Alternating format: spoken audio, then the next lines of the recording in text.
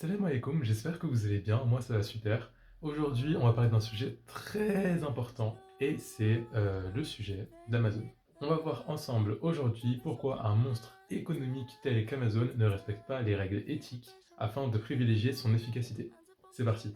Salam à tous, c'est Sham et aujourd'hui c'est le grand récap.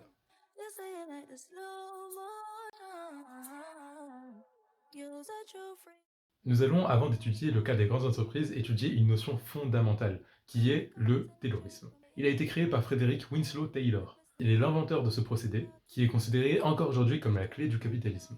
Il vise à diviser le travail en plusieurs factions, et cela permettra bien entendu de rendre le travail plus efficace, en des temps déterminés, et ensuite permettre de faire de l'argent, tout simplement, et permettre bien sûr d'avoir un résultat qui soit dans les normes et dans l'esprit de l'entreprise. Cette pensée-là serait bien sûr beaucoup critiquée, notamment par les communistes, comme par exemple Karl Marx, dans Le Capital. Il y a également Charlie Chaplin qui en a parlé, dans son court-métrage Les temps modernes. On critique vraiment une surcharge de travail pour les ouvriers, et on critique également une aliénation du travail.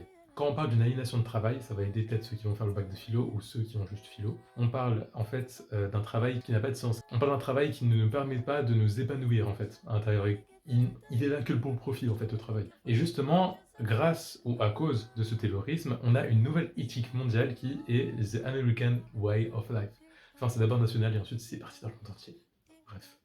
Il se réfère tout d'abord au mode de vie du peuple américain, qui est en fait la recherche du bonheur grâce à son travail. Si vous réussissez, alors vous avez bien sûr la belle vie, c'est-à-dire villa de luxe, piscine, voiture. Mais en revanche, si vous échouez, là c'est un peu plus compliqué. Là, si vous échouez, c'est mort. C'est fini, game over. Vous serez soit à la rue, soit vous aurez une maison où vous serez endetté. C'est vraiment la recherche de la réussite vers le bonheur. Maintenant qu'on a parlé du terrorisme, qui est une notion un petit peu vieille quand même, rapprochons-nous de nos temps. Et parlons maintenant d'un lieu en Californie qui va réunir des centaines, des milliers d'entreprises. Je parle bien sûr de la Silicon Valley. La Silicon Valley est vraiment le lieu qui exprime et qui exploite le mieux en fait le terrorisme. Et on va revenir à ses origines. Donc Frederick Terman est un professeur d'ingénierie, enfin professeur d'université au département d'ingénierie de Stanford. Il sera aidé de William Hewlett et de David Packard, et ils vont créer ensemble un petit empire commercial à la Silicon Valley. Pourquoi la Silicon Valley? Et bah tout simplement parce qu'il n'y avait personne. À l'époque, il n'y avait vraiment personne, c'était sur la côte est des États-Unis en fait, si vous voulez développer une entreprise,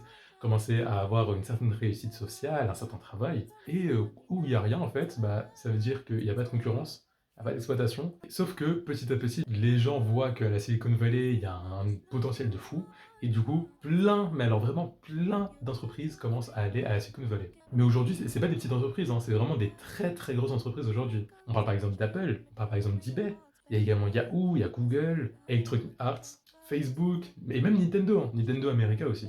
D'ailleurs, en parlant de Nintendo, etc., j'ai une chaîne Twitch, lien en description, j'ai aussi une chaîne secondaire où je fais des let's play, et où je fais des ouvertures de booster avec Yannis Sacha, donc si vous voulez y aller, faites-vous plaisir. C'est de l'auto-promo un peu. Oui, oui, tu as raison. On a également Dolby qui va créer les DVD, qui va hisser au sommet Netflix grâce à son louage de DVD, qui va également s'installer à la Silicon Valley. Si vous voulez voir la liste, je vous la mets en description. Mais voilà, il y en a plein d'autres. Ce qui différencie les GAFAM, vraiment les très très grosses entreprises, du coup les top 5 des grosses entreprises, des petites entreprises justement de la Silicon Valley, c'est leur mode opératoire.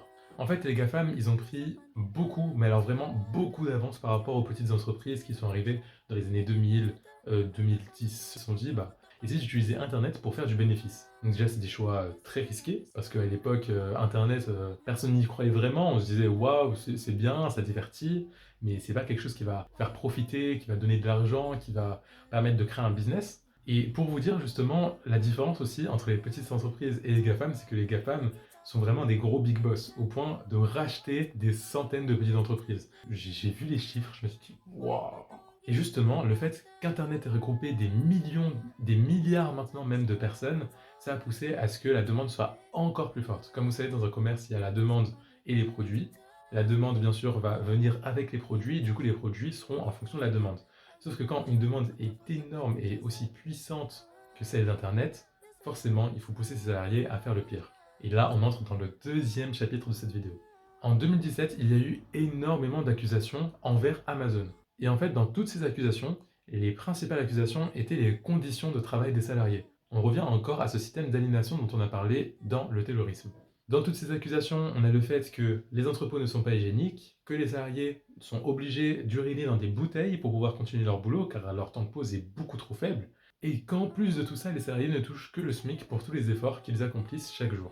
On a également des accusations par rapport à la question d'éthique internationale, notamment pour celle des Ouïghours, car comme vous le savez, depuis 2014, Amazon recrute des Ouïghours sans les payer pour pouvoir produire leur fabrication à des prix tout simplement très peu coûteux. Parce que bon, tu les payes pas, donc logiquement, ça coûte rien. On a également des accusations par rapport au CEO, donc à la direction, qui se partagent beaucoup plus d'argent du coup que les salariés qui eux ne travaillent qu'avec un SMIC. On a beaucoup de plaintes du coup par rapport aux Africains qui meurent dans les mines du coup suite aux conditions de travail beaucoup trop forcées et beaucoup trop acharnées.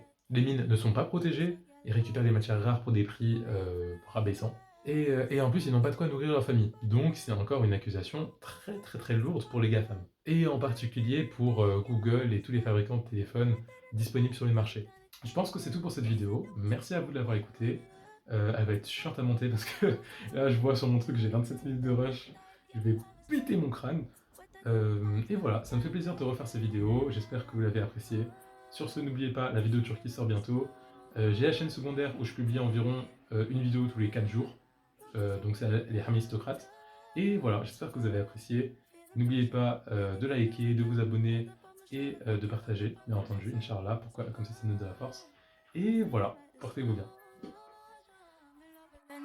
Tick tock, girl, ticky ticky tock, yeah. Tick tock, girl, wine don't stop, tick tock, girl, ticky ticky tock, yeah.